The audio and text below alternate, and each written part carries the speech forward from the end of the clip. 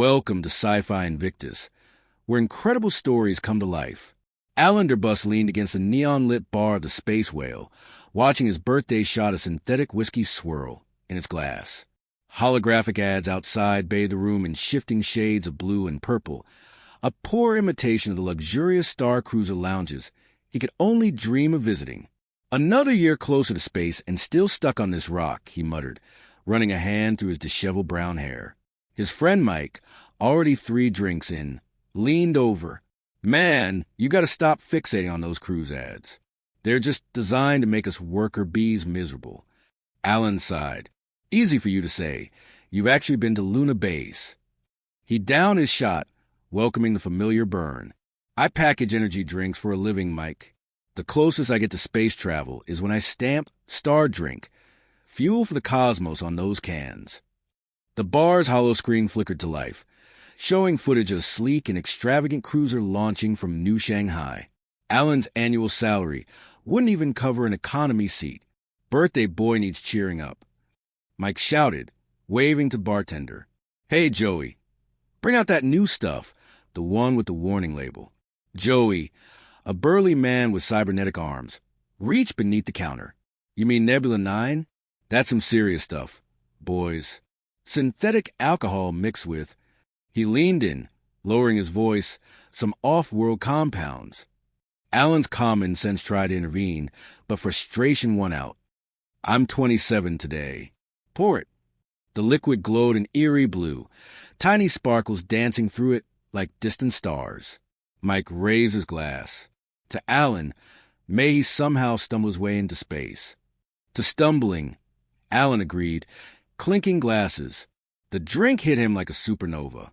The bar spun, colors blurred, and voices faded into echoes. The last thing he remembered was Joey mentioning mild hallucinogenic properties before everything went black.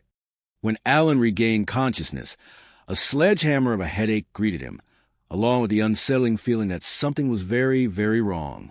His cheek was pressed against a cool surface that pulsed with gentle light. "I assure you, the Copenhagen interpretation fails to account for quantum consciousness in higher dimensional beings," a deep, resonant voice stated. "Oh, please," replied another voice, feminine, crystalline. Alan forced his eyes open and immediately regretted it. He lay sprawled on a glowing platform suspended between towering spires that defied both architecture and gravity. Bridges of pure light connected the buildings, while vehicles resembling liquid metal zipped past. "What the hell did Joey put in that drink?" he groaned, pushing himself upright. The voices came from 2 massive statues, one made of shifting smoke, the other composed of interlocking geometric shapes that rearranged constantly. The organic has regained consciousness," the smoke statue noted. "Perhaps he'd like to weigh in on our discussion of quantum mechanics." Alan stared at them, then checked his hands to make sure they were still there. They were. The platform beneath him sparkled, patterns shifting in response to his movements. "Nope," he declared, standing on shaky legs. "Nope, nope, nope. This is either the worst hangover ever or some next-level virtual reality. I'm going back to sleep." "I'm afraid sleep won't change your current reality," a new voice purred. Alan turned to see a floating holographic cat made of shifting constellations. "Welcome to Nalona, mortal. I am your assigned orientation guide." Alan burst out laughing. "Of course you are. A talking space cat, why not? And those must be quantum debating statues. And I guess this is some alien world, right?" "All correct observations," the cat replied smoothly, its tone suggesting it detected his skepticism. "Your file indicates you are from Earth, Sol System.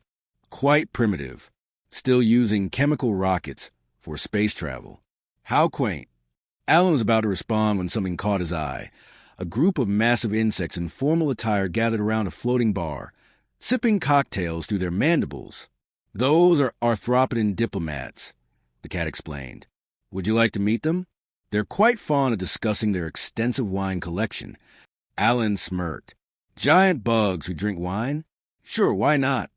After an alien brandy that tasted like liquid starlight, Alan's confidence surged. The cat mentioned something about a royal court session he was required to attend, but Alan, tipsy and convinced none of this was real, barely listened. Soon, He found himself in a throne room that defied physics. Walls folded into impossible angles, and a ceiling revealed a live view of swirling nebulae.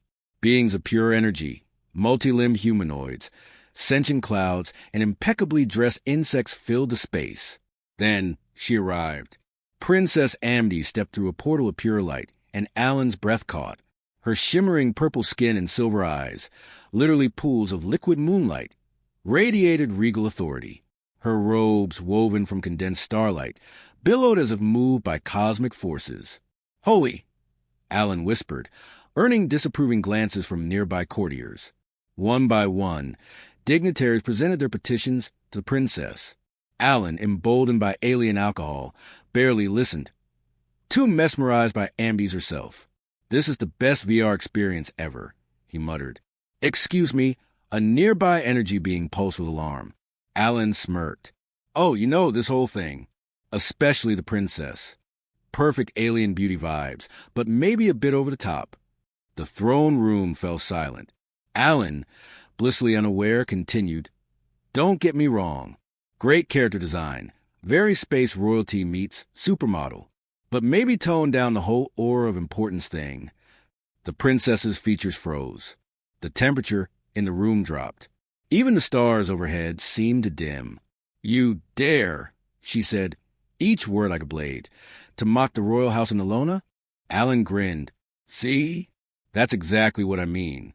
Perfect offended royalty delivery. Do you have dialogue options, or is this all scripted?" A deep voice boomed, shaking the chamber. "Silence." A massive figure stepped forward, his skin deep violet, his armor forged from collapsed stars. "Oh, wow," Alan said, suddenly uneasy. "You must be the final boss." "I am Zanuck, supreme sovereign of Nalona," the king declared. "And you have gravely insulted my daughter." Alan's grin faded. "Wait, this isn't a simulation, is it?" "No," Amity said coldly. "It is not." Alan swallowed hard. "And I just made fun of you, in front of everyone." "You did." Alan turned to the king. "I don't suppose saying my bad would help?" King Zanuck's eyes burned like supernovas. "By the ancient laws of Nalona, one who publicly insults a member of the royal family must face the consequences. And those are death," the king stated, "or marriage to the one they have insulted." Alan's jaw dropped. He looked at Amdes, who appeared equally horrified. "Father, you cannot be serious." "The law is the law, daughter," Zanuck said firmly. "He will either wed you or face execution at dawn." Alan paled as the guards raised their weapons. "So," he said weakly, "about that death option." Alan sighed as the guard began to drag him away. He managed to glance back at the princess. Despite the fury in her silver eyes, he caught something else, a flicker of reluctant curiosity. "For what it's worth," he called out, "you really are the most beautiful alien princess I've ever insulted." One of the guards jabbed him with something that sent an electric jolt through his body. As he stumbled forward, he could have sworn he saw the princess's perfect lips twitch, just slightly, as if fighting back a smile. The preparation chamber turned out to be a luxurious prison cell, complete with a breathtaking view of the floating city through force field windows. Alan paced the crystalline floor, his fragmented reflection staring back at him from the geometric walls. "Okay, think," he muttered. "You're either getting married to an alien princess or getting executed. No pressure." A holographic cat materialized on a floating cushion. "I have been assigned to explain the marriage protocols." "How about explaining the escape protocols instead?" Alan pressed his hand against the force field, which hummed with contained energy. "I wouldn't recommend," the cat began, but Alan was already in motion. He grabbed a decorative piece of furniture and hurled it at the window. The force field absorbed the object, transformed it into pure energy, and shot it back at him. Alan barely ducked in time. "As I was saying," the cat continued, unfazed, "escape attempts are thoroughly discouraged." Alan sank into a hovering chair. "Look, there has to be a way out of this. Can't I just apologize? Write a formal letter? Do community service?" "The laws of Nalona are absolute," the cat replied, its shimmering form twinkling with amusement, "though you could try talking to the princess herself." "Great idea. Where is she? Behind you. Alan spun around. Princess Amity stood in the doorway, her flowing starlight dress replaced by a sleek, iridescent jumpsuit. It did nothing to diminish her beauty. "Leave us," she commanded. The cat flickered and vanished. Alan cleared his throat. "Your Highness, I can explain." Silence. She strode into the room, her silver eyes blazing. "Do you have any idea what you've done? You triggered an ancient law that cannot be undone. My father's hands are tied. The entire court witnessed your insult." She ran a hand through her midnight purple hair in frustration. "Do you understand what that means? That I should probably start writing my wedding vows." For a moment, he thought she might strike him, but then, ever so slightly, her lips twitched. "You're still making jokes?" "It's kind of my default setting when facing death or matrimony," he said, gesturing around the room. "Though I have to admit, this is a pretty nice cell for a condemned man." "This isn't funny," she snapped, but there was a shift in her tone. "I am the heir to Nalona. My marriage was supposed to be a carefully negotiated political alliance, not—" She waved a hand at him. "This." "Hey, I'm not thrilled about being forced to marry someone I just met, either. Even if she is the most gorgeous alien I've ever seen." Amity's blinked, caught off guard. "You find me attractive?" "Well, yeah. I mean, look at you. You're literally glowing." "That's just my natural bioluminescence." "It's working for you." A faint smile crossed her face before she caught herself. "Stop trying to charm your way out of this." "Is it working?" "No." But she sat down in another floating chair, her posture relaxing slightly. "Though you are different from the usual court sycophants." "I'll take that as a compliment," Alan said. "Look, there has to be a way around this. You're not just some traditional princess, right? You must have your own thoughts about being forced into marriage." Something flashed in her silver eyes. "What makes you think I'm not traditional?" "The jumpsuit, for one. Not exactly standard royal attire." He gestured toward her hands. "And those are engineer's calluses, not a princess's hands." She glanced at her hands in surprise, then back at him. "You're more observant than you appear." "I have my moments." "So what do you build?" For a moment, she hesitated. Then she stood. "Follow me." The force field dissolved, and 2 drone guards flanked him as Amity's led Alan through a maze of corridors, each one more mind-bending than the last. Finally, they emerged into a futuristic workshop. Half-built devices floated in anti-gravity fields.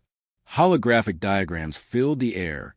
Tools that defied Earth physics lay scattered across workbenches. "This is my private laboratory," Amity said, pride evident in her voice. "I'm developing new forms of interdimensional travel." Alan whistled. "Okay, that's actually pretty cool. Way better than stamping energy drink cans." "You really are strange," she said, warmth creeping into her tone. "Most nobles would be horrified to see a princess getting her hands dirty with engineering. I'm not most nobles. Just a guy who made a dumb joke and ended up in space."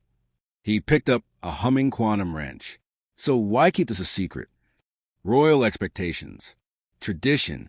The belief that a princess should focus on diplomacy and marriage alliances, not this." "That sounds suffocating." "It is," she admitted, her voice barely above a whisper. Their eyes met, and for a moment, something electric passed between them. Then, alarms blared. "Intruder alert," a mechanical voice announced. "Assassination attempt in progress." The drone guard sparked and collapsed. Dark figures in stealth suits materialized from the shadows, weapons raised. "The Shadow Crest dynasty sends their regards," one hissed. "No forced marriage will unite our houses." Amity's moved before Alan could react. She was liquid mercury, a blur of motion. One assassin crumpled with a precise strike. Another fired an energy weapon, but she flipped through the air, evading it effortlessly. Alan gawked. "Holy!" An assassin lunged at her from behind. Without thinking, Alan hurled a quantum wrench. His aim was terrible, but the distraction gave Amity the opening she needed. The assassin hit the ground just as reinforcements stormed in, forcing the intruders to retreat in flashes of dark energy. Breathing heavily, Amity turned to him, her purple skin flushed with exertion. She had never looked more beautiful. That was, Alan started. Quantum combat training, she said. I was going to say incredibly hot, but yeah, that too. She laughed. Actually laughed. You really aren't afraid to speak your mind, are you? Never saw the point in hiding what I think, he said, smirking. Though it does tend to get me into trouble. She stepped closer. You saw something in me, didn't you? Something others try to ignore. You mean the fact that you're basically a super genius ninja princess who's suffocating under the weight of tradition? Her lips curved. Exactly. Epilogue, 1 year later. The wedding video went viral across 17 galaxies. Earth's social media struggled to process the fact that humanity's first major interstellar marriage stemmed from drunk ticket theft and a comedy routine. Mike and the others were pardoned for their crime, while the crystalline alien they'd swindled was awarded a lifetime of free cruises as compensation, an outcome it deemed absolutely worth it for the story.